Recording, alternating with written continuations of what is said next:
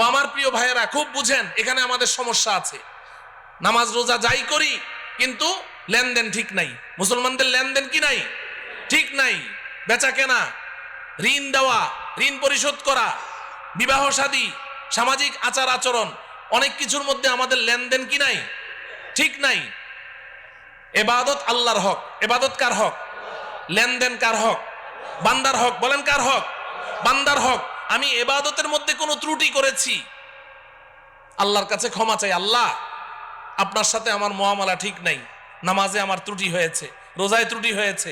আল্লাহ বড় মেহেরবান, কান্নাকাটি করেন, ক্ষমা চান, আল্লাহ মাফ করে দিবেন। কিন্তু আপনি মুআমালা ঠিক করেন নাই। আপনি কোনো বান্দার হক আপনি অন্যায়ভাবে আপনি নষ্ট করেছেন।